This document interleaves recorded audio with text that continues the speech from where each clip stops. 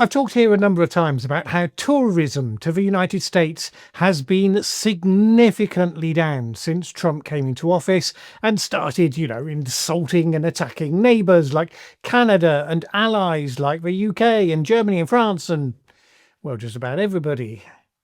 Now, it really seems as though his administration will not rest until it has completely driven its own tourist industry into extinction.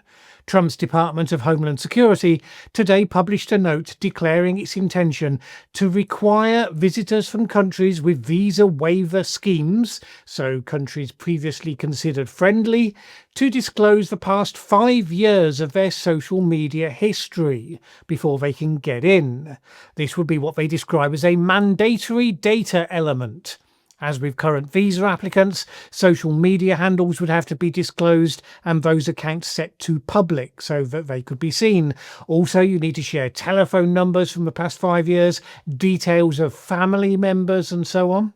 Countries affected would include the UK, France, Germany, Australia, Ireland, New Zealand, Qatar, Singapore and Spain.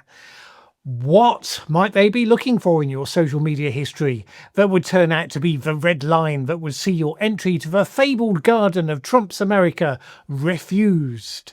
It would be those whose feeds suggest they pose a threat to US national security. Now, in normal times, you presume that must be a very high bar indeed, and hence, while intrusive and unwelcome, the majority of visitors would pass this test without problem. But we've seen the current administration justifying whatever they want with the phrase, "A visa to enter the US is a privilege, not a right." And indeed, that phrase is repeated in the notice for this specific rule change. So, would I get in? I mean, I have a YouTube channel that proudly shows the output of what I consider a sceptical and inquiring mind into the changes of the global order being brought about by the completely barking maniac that Americans decided to elect to the role of president. Under previous administrations, I would have taken it as read that that was free speech, that thing that America's supposedly championing, especially in Europe, where it considers there to be something of a deficit. But with this one, which has made comments suggesting that the rights described by the Constitution only apply to some people. Well, who knows? I do recall that when I visited the US in the past, I was pulled over a number of times for random baggage inspections, which I guessed was largely because they were not familiar with my first name. They thought I might be, shall we say, a bit more foreign than I actually am. Pure speculation, but there was something going on. And we've seen some stories, like the 21-year-old tourist from Norway, Mads Mikkelsen, who said he had been threatened with a $5,000 fine or 5 years in prison if he refused to give the password to his phone. When he gave them what they wanted, he said that they came across an unflattering meme of J.D. Vance, and that got him disallowed. Now, the administration said it was other reasons, that there was some stuff about his former drug use in the past. And maybe it was, but the usual caveat applies because they are institutionally lying liars who lie a lot. So while that doesn't mean they couldn't be right in this case, we're quite likely to find his account credible. The point is, this incident came about because of some heightened security scan that was randomly decided to be applied to this individual. That level of scrutiny is what this proposal is seeking to normalise.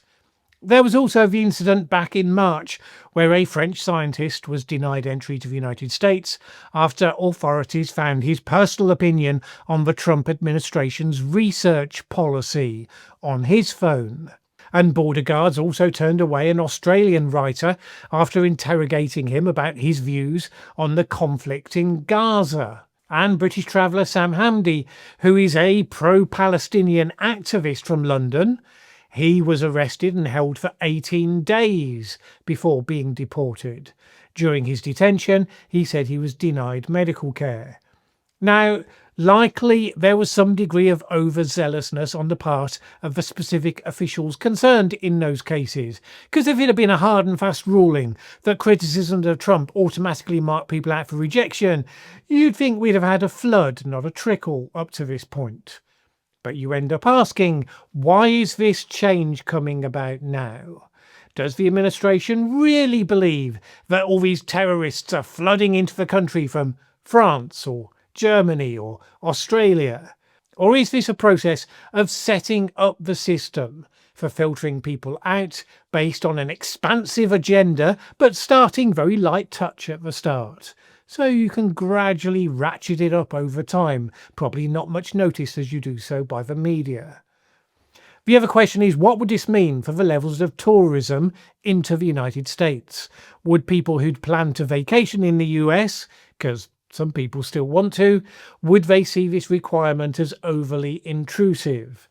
Personally, speaking as someone who has travelled to Russia and China, although neither recently to be fair, and many other places besides, I have never had the degree of interrogation on the way in that the United States is proposing to make a normal feature. Would it deter me from casual tourism? Probably yes, it would. So if the US tourism industry had been hoping for things to pick up again next year, this measure must be extremely unwelcome news, because after all, the World Travel and Tourism Council said the United States was the only one out of 184 economies that it analysed where there was expected to have been a decline by the end of 2025 in international visitor spending. Now, there is still a possibility it gets pushed out. The proposal is open to views from the public for the next 60 days. And you've got to think that an awful lot of tourism-related businesses will be making their views heard as loudly as they can. And maybe as a result of that, the measure will get overturned. But then American farmers have found their businesses devastated by Trump's tariffs. What they got was ignored for months. And then he's just thrown a bunch of bailout payments at them, which a number of those businesses have said don't really help to address the causes of the problem or to fix that problem for the future. For many people, the reality of what the United States has become on the world stage has been quite enough already to ensure that they never travel there again until something serious changes. Still, this would be a remarkably timed initiative, considering the United States, along with Mexico and Canada, is hosting the World Cup next year. Up to 7 million soccer fans are currently expected to travel to the US for that, so that will give data-curious border guards an awful lot to keep themselves busy with. Just to underline the delightful tourist paradise that awaits them if they do manage to get through the border, the head of Trump's World Cup task force hasn't ruled out immigration ICE raids taking place at football stadiums during matches. And bear in mind, Trump's America is kind of like the land of Oz. Normal logic just doesn't apply there. So, for instance, consider the case we heard about this week. Not a tourist, but an actual alleged criminal. A Belarusian woman, Yana Leonova. She was extradited to the United States against her will to stand trial for alleged smuggling. And then, having dragged her kicking and screaming into the country, the administration turned around to have her placed into ICE detention and deported on the grounds that she was in the United States illegally. You can't make it up.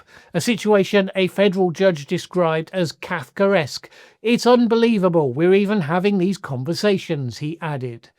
That is a sentiment I could probably bookend every video I've made since the start of this year. So yes, if they can do that, don't imagine there's anything they couldn't think up to do to you should the mood take them. Whether you're a soccer fan, a scientist, a campaigner, maybe even a YouTuber, at least of the wrong sort. It's almost as though America first really does mean America alone. Personally, I'm happy to take the hint. You may be different. Let me know in the comments below.